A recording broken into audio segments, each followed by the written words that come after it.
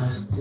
We specialize in personal and custom-made baskets, bracelets, candles, and more. So when you're looking for that perfect gift or just need a custom arrangement, don't hesitate to contact Lady T's Elegant Creations, where everything is handcrafted with love. For more information, please call 609 531 1756.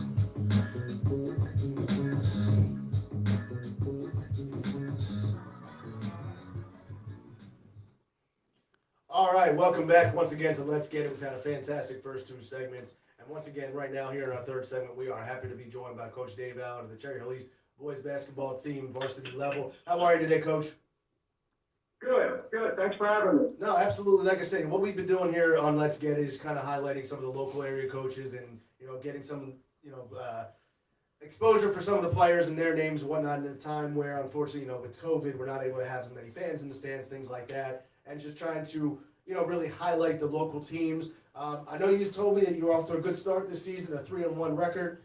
Just defeated Eastern High School yesterday in a good victory. Just tell us a little bit more about your team. We're 3-1. We played Seneca, Pennsauken, Eastern Canyon Catholic. We're not a big team, but I think we have good chemistry and good synergy. We play hard, play smart, play together, rebound and defend, and we try to have fun. That's helpful. No, absolutely. And so, like I said, with you, you said you're in your 11th season there, correct? In your 10th season as the head coach? Yes. Okay, all right. So, kind of for yourself, just kind of give us a little background on your basketball history yourself and kind of your, upbringing in the game. Well, I played basketball for Coach Valori at East. Yeah. And then I went on and played at Arcadia University. And I came back and I was an assistant for 5 years at East. My coach Marcus at East when I was the JV coach and assistant varsity. Then I went on to Eastern for 7 years, Cherry Hill West for 5 years, and now currently at East. Oh wow. Okay, so you've been all over the map, and you've worn the purple, you've worn the red, so you've been on both sides of the coin there. Right. Yeah, absolutely. It's been interesting. Yeah, it definitely is. And so, right now, obviously, with your team and whatnot, and we talk about it. I know you were saying that it's been limited a little bit as far as practices and whatnot. What have you seen be the biggest hurdle, dealing with the new precautions and the new way of coaching right now? Well, the biggest thing is how the Department of Health quarantines teams. Right now, they'll say that it's either direct contact, which is face-to-face with the secretion of droplets, or close contact, which is 6 feet for 15 minutes or longer. And what they're doing is, if somebody's infected, they're just quarantining both teams for 14 days. So it's very difficult to get the continuity and conditioning back if you're quarantined under those circumstances. Yeah, absolutely. Now for your squad and whatnot, I know you said you guys are a little smaller team. You play defense, try to get the rebounds. So who are some of the key players for your squad right now that you kind of look towards, either on the offensive end or the defensive end, to kind of be your leaders? Well, we're key by our point guard Drew Green. He was first team all conference last year. He's a very good player. He's about 5'9", 5'10".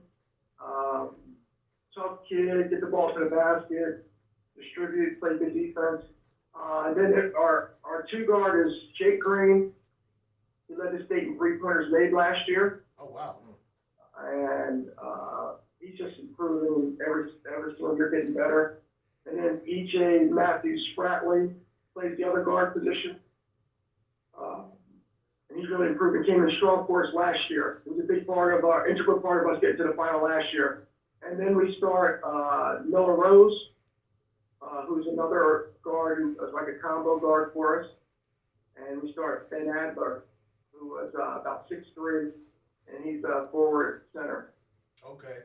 Yeah, so you guys, like I said, it sounds like you guys have a pretty well-balanced team, especially, like you said, inside and out with a little bit of height. And then, like you said, with there was Jake, who's the leader from the state in threes from last year. Now, Coach Marcus, you got some thoughts and questions for Coach Allen here? Coach, your team has decided to wear masks during games. I saw that. How did that come about, and I guess what has the response from that been? It's been mixed. Well, how it come about is we've met with our team and everybody's in this same situation. And we said that, you could wear a mask to protect yourself and your family. You could wear a mask to hopefully play the entire 15 games, or you could decide not to wear a mask. It just, to me, doesn't make any sense that we're not wearing masks.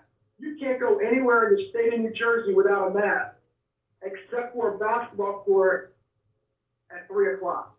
It's ridiculous.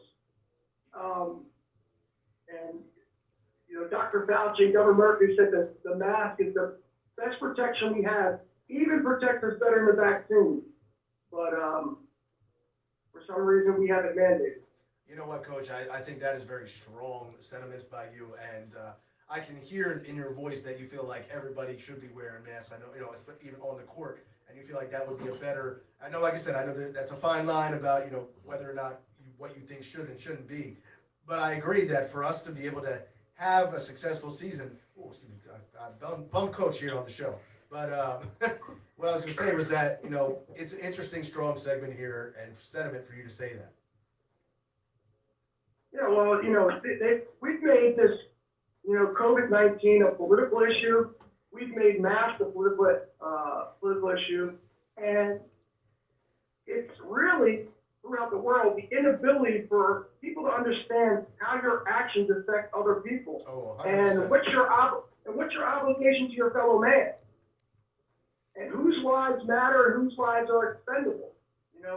We've made 60 years old now.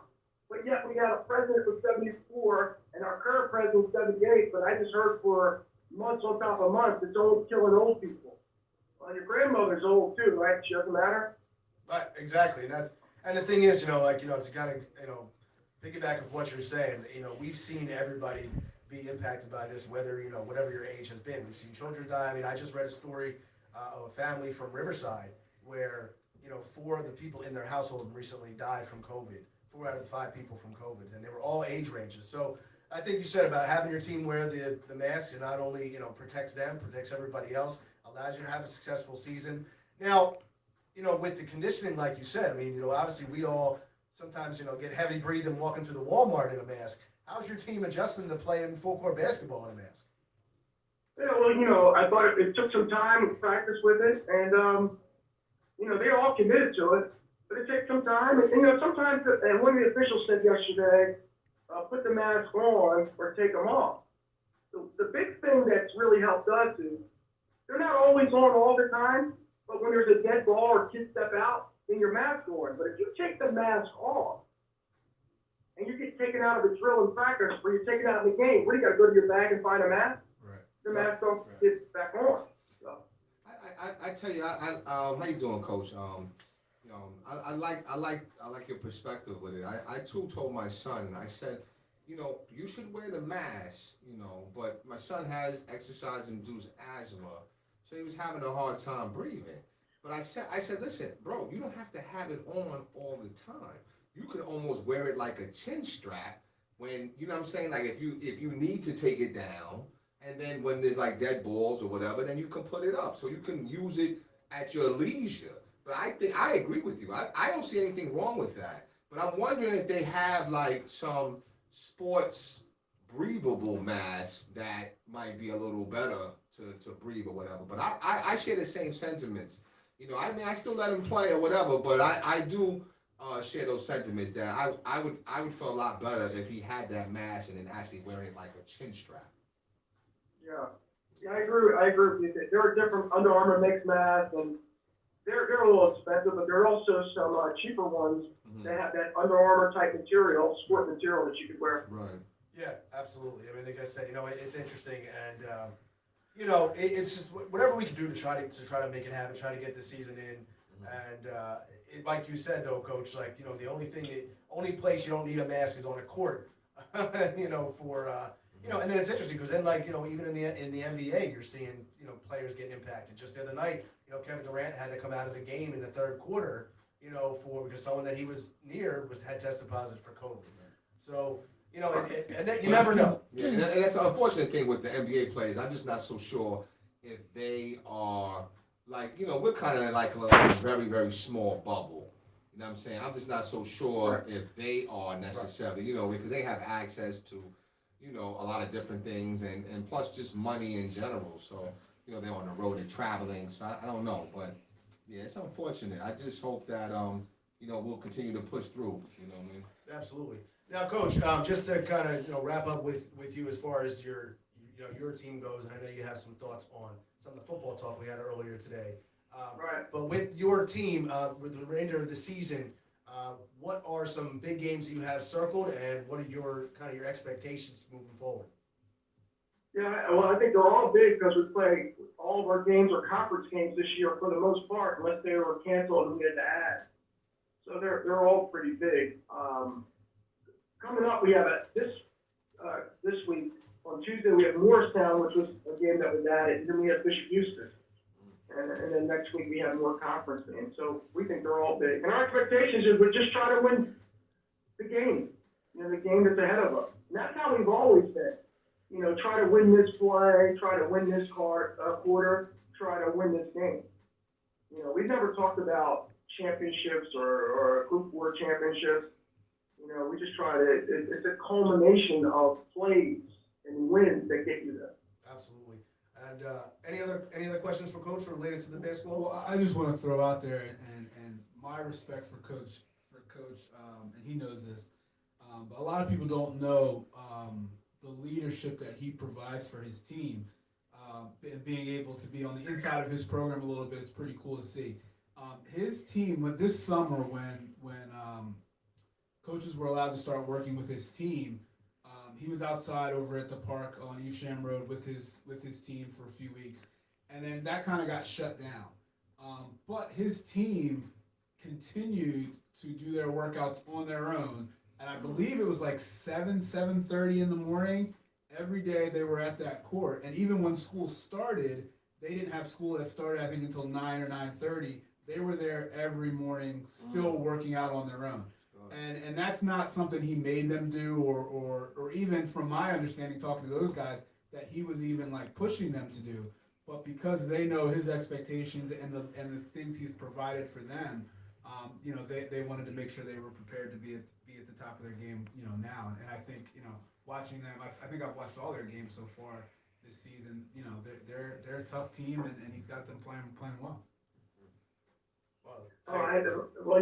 Marcus is too kind. I think that's the foundation that Coach Valori, and Randy, I know you know Coach Valori. Yes, I do. Yeah, good guy. There, and players like Marcus and Brendan Cody, Brent Fisher, and those guys who instilled that work ethic in our program, and it's just followed along the line, and kids just followed it.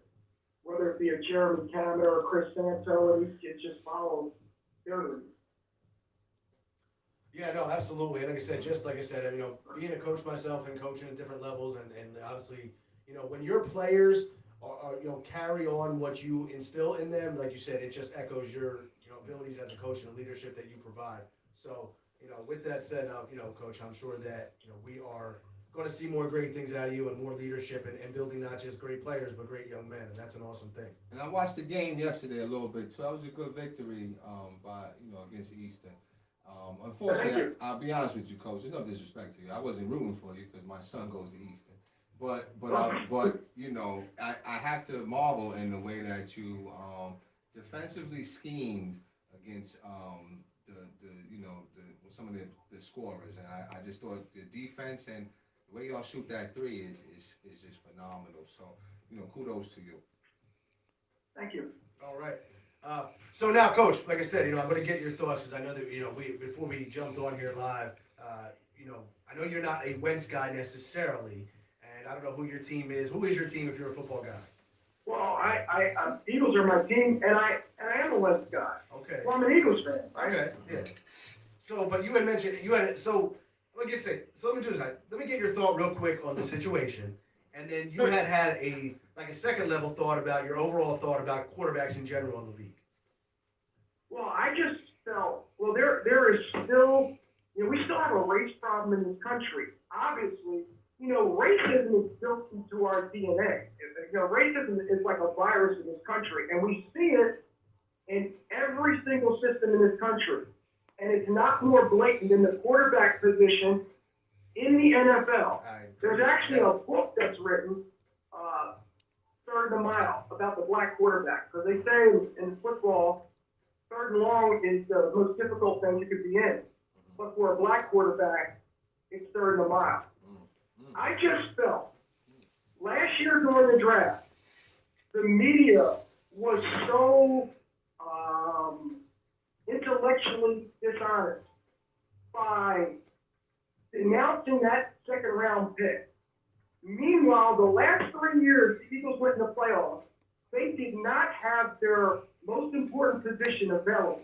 When they won the Super Bowl and the year after, and then last year they had to call a guy off the high school football field to back up Carson Wentz, and he had to play in the playoff game. And therefore, their front office said, we're not going to go into another year without having a suitable backup for if we go to the playoffs. And all you heard was the media saying this is a bad pick, and they wanted to trade that pick to move up and get the kid CeeDee Lamb. And I just think if that were another quarterback or a black quarterback, they would not have seen it like that in the media. I just think it was so intellectually dishonest. That was a great pick, and now we're seeing all these other things come out now. That's actually a phenomenal perspective, Coach. And I know that my co-host here, Jason, was kind of smiling about the backup quarterback. I think that, you know, we kind of, you know, I think over the course of the last couple of weeks, we kind of touched on a lot of those things. And you know, if I can kind of extrapolate what you're saying, Coach, is you're not really understanding what all the hype is about Carson. Is that correct? Oh, I don't know how you extrapolate that from that. Yeah, thank you, Coach. No. I like Carson Wentz. No, I'm not saying that you don't like him. Go ahead. No. I know. I just think I think he had a great year 3 years ago, and he struggled the last couple of years. I think he came more strong at the end of last year. He struggled this year. But what I'm saying is, when Donovan McNabb said a few years ago that if he doesn't win, that the Phillies was going to be tough on him. So you need a backup. The guy gets hurt every single year. You got to have a backup to be available to play. Right. And think about it. If they didn't have Nick Foles, we don't win a Super Bowl. Wait, say that one more time. I'm sorry. I'm sorry because you know what? Our host here, Randy, he thinks that if you don't have Carson, you don't win the Super Bowl. But say also let's look at the whole picture though. Hold on, Coach. The whole picture. I didn't take anything away from Nick. I know we don't win without Nick, but we also don't win without Carson. Go ahead, Coach. I'll let you answer that. I agree with that. I think they're two of the same. It was symbiotic, right? So I just feel as though Carson Wentz got them to the number one seed, and then Nick Foles came in and closed out the season and played great in the playoffs. But if you look at Nick Foles' total career, except for the 1 year he had with the Eagles, it's been pretty average. So it's hard to say that if he'd have played the whole year, that they would have had the number one seed. No, you're right. Now, Coach, like I said, I mean, like you said, you know, like you said, that secondary level, you said, like, overall, systematically, you know, the quarterback position in the NFL is not addressed as it should. Like I said, with racism being a big issue, and I don't disagree. I mean, you can look at all the guys that got signed before Colin Kaepernick got signed, and, who's like the big name. But any other thoughts on that as far as, like you said, how in the league the position is kind of? I mean, but that's been that. I mean, to be honest with you, that's been going on, you know, before. I mean, Kaepernick brought light to it. He did, but that was prominent way before that. I mean, you know what I'm saying? I think, you know, even when I was a little kid growing up, it's like you didn't really see, you know, a lot of African American quarterbacks, and at least, you know, from my understanding, what I surmised from that back then was that, you know, the masses or the owners felt as though, you know, the African American quarterback wasn't intelligent enough to lead the team, and you see that same narrative even with the coaches, as far as, like, you know, I mean, African American coaches not being able to get an opportunity. And I think Deuce Staley is a good example of that because he should have gotten an opportunity with the Eagles. I mean, he's been, tried and true, but yet, he gets passed over. And I'm sure there's some of that narrative in there of why he can't get a head coaching position. You see it in basketball as well. You see it across the board. And that's the unfortunate thing, the very unfortunate thing. I do believe that like I said, I'm not saying, and I'm going back to Carson or whatever. I think Carson had one good year. I think he had one good year. But the loyalty and the celebration that he gets off that one good year, you can't even say it was one good year. It was more than one good year. It was more than one good year. But go ahead. No, it really was just one good year, and you can't even say the whole year because he got hurt. So he had a good moment, but he was celebrated as if he had won the damn thing. And again, my argument is I think Nick Foles had a harder job than Wentz did that year. Okay, to me, in my opinion, you know what I'm saying. But we'll see. I don't know. Coach, do you think that getting rid of Wentz is the answer? Do you think Hurts is the answer at the quarterback spot? What do you think what do they need to do right now? Can I answer that in the beginning? And can I get back to what something Jason said later? But I think Carson doesn't want to be here. So if he doesn't want to be here, then you have to move on from that. I agree with that. What I was telling Randy earlier is I just think people and these front offices need to start to reconsider the quarterback position. Because instead of trading all your resources and moving up to draft a Jared Goff or a Carson Wentz like the Eagles did, you need to maybe start look at your player development and then start to look at your coaching. Because when you look at Aaron Rodgers or Drew Brees or Patrick Mahomes and Josh Allen, they weren't the 1 and 2 picks in the draft. How about like Dak Prescott? He was a 3rd round pick, and he's still an elite quarterback. Right, Russell Wilson, Lamar Jackson. So I think you need to start to, because if you go back and look at it, Jameis Winston, Marcus Mariota, they're not starting quarterbacks anymore. You got a guy like Ryan Tannehill keeps out Marcus Mariota. So I think they need to reconsider about that position and look more towards on the coaching and player development, and if that player is going to work, and put the time in. And that's what I think at the end of the day too. And is that with the Eagles, it's so much more than just a quarterback issue, and that's where people think that whatever if we make that change or make a move there, it's going to be a complete difference maker. Like I said, I've said it before, and I don't know if you agree or not, is that it starts at the top with Howie Roseman, like you said, player development and that type of thing. But it'll be interesting to see how this plays out. But I think you hit the nail on the head. Carson obviously does not want to be here anymore, and you got to get rid of him. Right. So I think you have to move. Go ahead. I'm sorry. No, I think that's where the Eagles are right now. I know they changed the coach and got the new, and got rid of Doug Peterson. I thought that was because of Carson Wentz, but right. That's what Marcus had said earlier in our show. Well, he definitely. Sirianni's definitely gonna bring in, a bunch of systems and stuff. So we'll see. We'll see how that's going. Hey, listen, don't be hard. Listen, don't. No, I'm not. I'm just saying. I'm just going by what he says. He says he's got different systems. So in time, he's got whatever Howie and Jeffrey tell him to do. Well, I don't know. Yeah. And Randy, I know my time is up. Can I touch on one thing Jason spoke about? Absolutely. We appreciate having on and join us as long as you want here. Okay, Jason mentioned something about coaching and Deuce Staley getting an opportunity. And I don't think anyone's really spoken about the systemic racism that comes in head coaching. When I was growing up, the coaches were defensive guys. You had Bill Parcells. You had Don Shula. Mm-hmm. You would get these defensive guys, and they would be the leaders of your team. And then, there was always the quarterback issue that Jason talked about. The blacks weren't as intelligent and couldn't lead. You had the Al Campanis and Jimmy DeGree. And they wanted to keep that position right.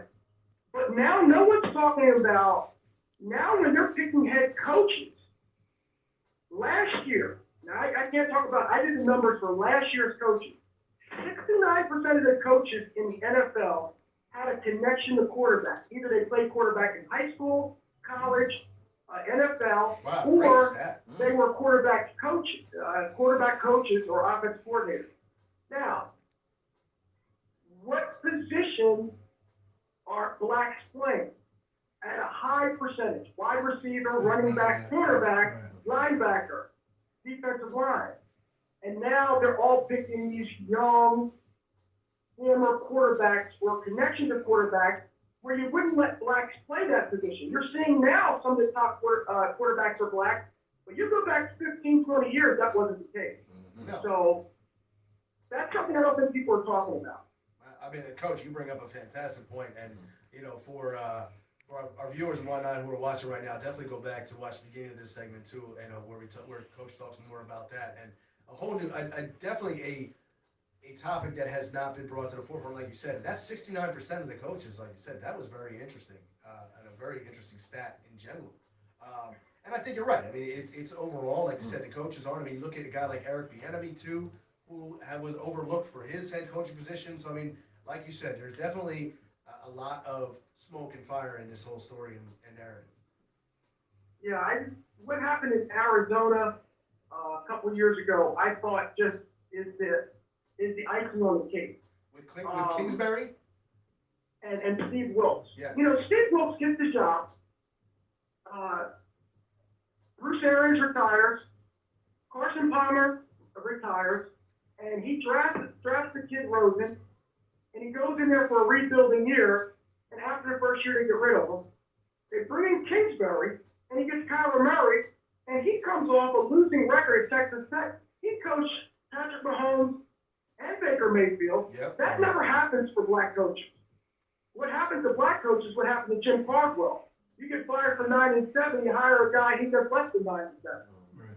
So it's just things that, you know, black coaches should be afforded the ability to fail as well. And a second chance when they fail. And not to get a quick hook like Steve Wilkes said. Yeah. And that's and just to you know also be clear, but that's like last I'm not touching on it, but I couldn't, you know, I wouldn't feel comfortable if I didn't mention it myself. But I think that's just in a whole lot of areas outside of sports. Like, you know, I was just having a conversation with a guy Friday, and you know, we were talking about a couple of things, and we were talking about how, you know, some of the things that, you know, we kind of were, you know, kind of trained and reared from the sandbox on how to think and how to, you know, we have to prepare for that one opportunity, because if we don't be successful in that one opportunity, there's a high likelihood that there will be no other opportunities. So, you know, I mean, I totally agree with what you're saying, Coach. It's sad that it extends not only in sports, but also outside of sports as well. Yeah. Right. Marcus, you anything you want to add on to this? No, Coach. My final question for you. This is a question I ask all our coaches: is, you know, as we're trying to build our South Jersey coaching connections here, who's a good coach you think we could get on the show? And with that, you're going to need to help us get them on. Good coach. How about Rick Brunson? Listen. Yeah, listen. That's what I'm talking about. Yeah. No, I mean, he listen. I played. He was my guy on March Madness in 1997. That would help. 95. I'm lying. March Madness. That would take Second that. Let's get us Genesis. to another level. Having Rick Brunson. If you can get him to answer my phone call, we'd be good. Yeah, I think having Rick Brunson brings a perspective that very few coaches in South Jersey can bring. You know, here's a guy who's a McDonald's All-American, played Division I basketball, played in the NBA, has a son who won 2 national championships. He understands player development, and now he's the head coach at one of the top schools in the country, and coaching one of the best sophomores in the country. So I think he has such an intelligent person and a astute basketball mind on a lot of different things. So about the game. So I think he'd be a great person to have on. Well, like like And Marcus especially said. with John Chaney passing away. For Oh sure. yeah. Well, I mean, if you can help us, finagle that, we'd be much appreciative. Absolutely. We So, will. But I tried to get him. He'd be a great one. I have one last question, Sure. and that's it. Coach, I just want your honest opinion. Carson Wentz is garbage. Ain't Oh my goodness. Come on, Oh Coach. my I goodness. mean, listen. We're all conversationalists, and we all got to navigate conversation. I get it, but let's just come on. He's garbage. Like, come on. I think you saw what Carson Wentz was the end of last year when he went down in the locker room in that New York Giants game and came up and won that game. And then the next couple of weeks, Go ahead, Coach. I was watching the game with a couple of my friends who play fantasy football, and they know everybody in the league. And he's throwing the people, and they had to Wikipedia where these guys were, these wide receivers. Thank you. were. Go ahead, Coach. I just thought that was really a testament of his character and his leadership. And I think something else is going on with Carson Wentz. Because I see the talent. I think Carson Wentz is a MVP, All-Pro caliber. Go ahead, Coach. Wow. Go ahead. Wow. He's proven it. Wow. Well, No, yeah, go ahead, Wow. Wow. Well, you know what? It's all right. We still got our, we still had our ESP with other conversations. That's all right. You know. Hey, listen, It's all good, bro. Listen, Coach Allen, we appreciate you. Appreciate you very much, man. And joining us on the show, like I said, a lot of our coaches that we have on, we're going to check back in and do, kind of a follow up with you in a couple weeks, see where you're at. And again, it's phenomenal insight, not just on the hardwood, but on a lot of what's going on in this world, the systemic racism with the NFL in general. And we appreciate you having us on. Once again, Coach Allen from the Cherry Hill East Boys Basketball Varsity Team. Thanks for joining us. Yeah, thanks for having me, guys. All right. Nice, Dave. Be safe. Let's give it up for Oh, Coach. absolutely. And listen, let's get that campaign going. Like what? Hashtag come on, Rick Brunson, let's get it. You know what I'm saying? Listen, Come everybody- on, man. Rick, I'm ready for that Rick, one. this is for you. We want Come you on, on Rick. here. We'd love to join you. Like I said, Come on, you as local as local fans, Sixers fans, obviously we have other coaches in the area who have been pushing for you to join us. Hashtag Rick Brunson, we need you on. Come on, man. Listen. I was playing with you in '95. I was killing them up in Freddie D. Dorm. Absolutely. With the Genesis, I'm telling you, he could shoot from half court, bro. I'm serious, and you it said was this. money all the time.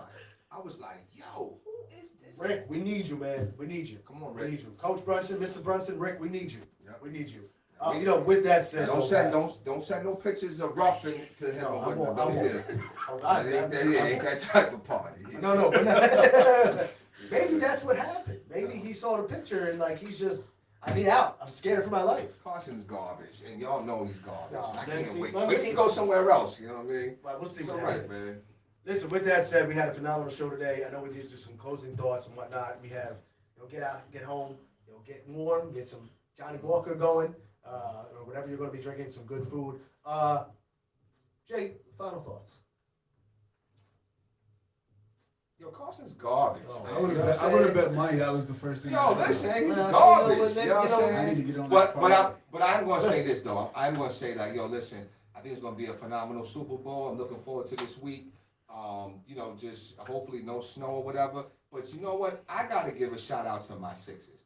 They're playing well. Now, I'm not going to get all hype because they played some teams without their full load. You know what I'm saying? But just the way that they're playing, I'm just excited about them. I do want to see another option for Danny Green. Danny Green gets on my nerves. He does. And I'm not sure what it is, but yo, he just gets on my nerves. And on top of that, that's what the funniest meme that they said that Danny Green looks like Lionel Richie. And he really does look like Lionel Richie. Definitely does. But yo, he gets on my nerves, man. You know what I'm saying? Like he frustrates me. You know what I mean? So I like to see another option. I'm not sure if Maxey is. I don't know. My Maxey love I fell off the Maxey train a little It's bit. good we didn't trade him. You know, I still don't want Harden though. I still didn't want You Harden. can't tell me last night you weren't like, wow, he's good. Harden is good. He's good. I'm just again. I've acknowledged he's good during the regular season. I just don't know during the playoffs. I'm concerned with Joe that much production all the time. Yeah, and I'm concerned with that. Like 30 sack. Yeah, I'm concerned with it. You know, I do like Ben though. Ben is coming on a little bit. You know what I mean? I mean, can we agree on that? Can he get a little love now or? Yeah, he's just got to be more consistent. I think but you see it, upward trend. Like last night's game, if he did that every night, I'll sign up for Okay, that. all right. Even though he needs to give us some money back if that's what he's gonna do. Okay, because it's still not good enough. It's still not. It's not good. max It's not max money. Okay, all right. But those are my thoughts, though. I'm not sure who they play this week. You know, but I'm looking for. They should have never lost that Portland game. I thought that was terrible. no, That's but a tough one, back to back. It was back to back. but the though. Indiana game was a good win. That was. You know, that was that good. was. And the way they won was good. Right. Yeah, that was- so that I mean, was. I think good they're still growing. Still That was, growing yeah. process. So I mean, like I said, I'm excited about that. Just looking forward to a great week. Yeah, just looking forward to a great week, man. That's all. Absolutely. And Coach, how about yourself? Yeah, looking forward to the Super Bowl. You know, should be a good game. Either way, just kind of time to chill out, relax. Got three high school games this week, so we're hoping for some good outcomes there. Okay. Who you guys play this week? We play Northern Burlington on Tuesday. Okay. Then we go to Pennsauken on Thursday, and then we have Northern Burlington again on Friday because we were supposed to play them last week in the snow. So that's what kind of stuff. Okay. So 3-0, I'm looking at. That's what we're hoping for. Yeah. We're just hoping for one though. Yeah. We're hoping for Tuesday, and then we'll figure out the rest of I it. got you. That's right. But no, Sixers. I've been happy with the way they're playing. I'm definitely coming around on them. I'll Right. definitely give you that. Tobias, if Tobias looks very good. I'm concerned the same thing you are with Joel having to score so much for them Yeah. to win games. Yeah. I think they definitely need to find some games where, you know, he can get 18 and 7 and they still win, so he can kind of, you know, without. I hate how he doesn't play to get his rest. Right. And I think they need to find a way where they can limit him in minutes in certain games instead of just not playing Right. altogether. And you know, go ahead, I'm sorry. Because I think that's gonna hurt them when it comes to seeding or different things like that. Yeah. Because when he doesn't play, they don't win. They don't win, and, Yeah. and that's the sad thing. Ala Abdelnabi. Yeah. I didn't know he's from the area, huh? I didn't know that either. Well, I'm researching it, but he mentioned it last night. You know what I'm saying, that he was from the area. I didn't know that. But I remember him at Duke. But he mentioned last night, you know, up 15. You know, it's still like maybe 5 minutes to go, and Joe's still in the game. Yeah. And he's like, you know, we probably need to get him out of there. You know what I'm saying? But then, you know, they kind of, you know, went away from that comment because you don't want to be too disrespectful to Doc and question him or whatever. But at the same time, like, you know, sometimes injuries happen when it's like, why is he in the game? But You that's know why I what think I'm they saying? still need to, if they're going to make any moves. I mean, Dwight has done his part, but I would like to see him get another backup big man that can maybe fill some minutes. No, I'm okay with the White. What I need is another wing. Somebody else who can score. Yeah, I need another Okay. wing player. Yeah, I mean, like, absolutely. you know, somebody that can. I don't know who though. I don't think it's maybe another two. I mean, I don't know who, but you need like a wing player that can go to the basket, and I almost want to say like a Covington would be okay this year because Covington's playing well, He's right? playing- yeah, yeah. But a Covington type, I think somebody can shoot that three. But you know what? The perfect person. He's not playing no more, of course. But Steven Jackson. I think Steven Jackson on this team. That they would. A guy who'll bring some attitude, Some toughness. But toughness, but can still score. play. You know what I'm saying? And you can run through him a little bit. Yeah, You know well, what I mean, and that's what we need. Like I said, I wouldn't be opposed to that either. Yeah. So, like I said, 17 and 7, you can't argue. I think that No. everyone would sign up for this with the Yeah. Sixers. But like you said, the load on Joe is going to be tough, especially down the Concerning. stretch. It's actually very concerning because he's playing a lot of minutes and he's scoring a lot. But it's like he has to score that to win. Yeah. That's a bad recipe. It's 30 plus points, 30 plus minutes a game. That's a bad You know, recipe. it's gonna be hard on him. Yeah. I guess my final thoughts. You know, as always, baseball's on my mind. Phillies making a couple small moves.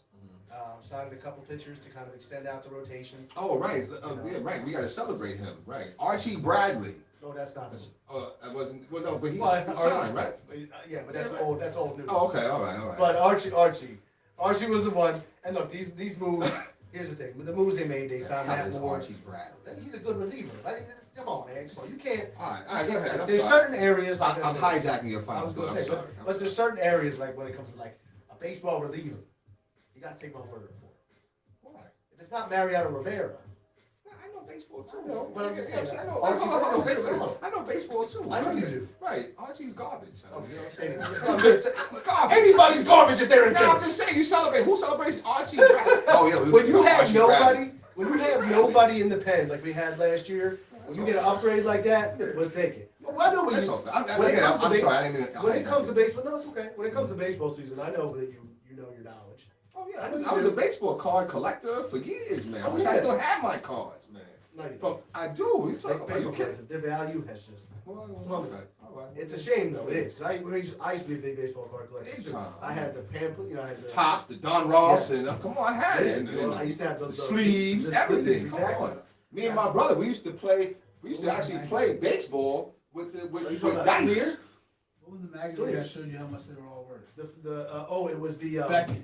Beckett, yes. Yeah, come on, Yes, I was Beckett. there. And you go through it, and you put it. So I see who was what. You know what I mean? Back then was like the Canseco rookie, Mark McGuire. Yeah, You know but what I mean? That's when they were skinny though. That's all pre. oh yeah, I Pre remember. boys. Oh yeah, Right. But the funny thing is, with that, and people like laugh, but the Bash brothers were still big. They were still Yeah, big dudes. yeah, yeah. You know, they were. Yeah, they were. Like that's why I Yeah, got laugh. Like, oh, they were small. They was smaller, though. That's They were not- smaller. They were smaller. Canseco was always a big dude. He was. He wasn't as big as he has. No, you know what? Canseco was always. You're right. McGuire was McGuire. never that big. No, and then McGuire just When he He went was to just- when he went to the Cardinals. Right. It's like wow, my that, God. that hurts my heart still. That still hurts my heart. What with the steroids? Yeah, it does. It does. But that's a conversation for another day. You know, like I said, my thought again, going to be a great Super Bowl. You know, just everyone be safe. You know, excited about the Sixers. I hope that when we come back for our next show next week, we have an answer on Carson and the trade to be done. You know, like I said, we appreciate everyone watching, everyone listening, following us on Instagram, on Facebook, YouTube Live. You know, follow us, like us, participate, join up. Once again, always look for more people to join on, coaches, local players. Again, hashtag Rick Brunson, we need you. With Come that on, said, Rick. Coach, Come on, Rick. yeah, come on, we need you. We need you, Rick. Hashtag we need you, Rick Brunson. And once again, shout out to our camerawoman, Shay, who's always helping us out, always here for us. You know, give her a round of applause before we, there we go. Shay. She always does a great job. Great job. And once again, for Randy Ducky and myself, Coach Jason Bryce, Coach Marcus Bullock, and we're all coaches. You've been watching Let's Get It. Clean that out well, didn't he? Did he clean it out well? I was like, wait a minute. I said, we're all coaches. Fumbles it. See, No, we're not. he getting this Sirianni on. Oh, It's all man. right though. Oh man, I tell you, the one thing is people don't realize the fire. And you know, it's tough in this spotlight. That's okay. I wouldn't have it any other way. That's why you're I there. was gonna say, I wouldn't have it any other way. Once again, guys, thanks for watching. Go back, check out our episodes. All of them are always on Facebook Live, on YouTube, and you go check us out. Thanks for watching. We'll catch you next.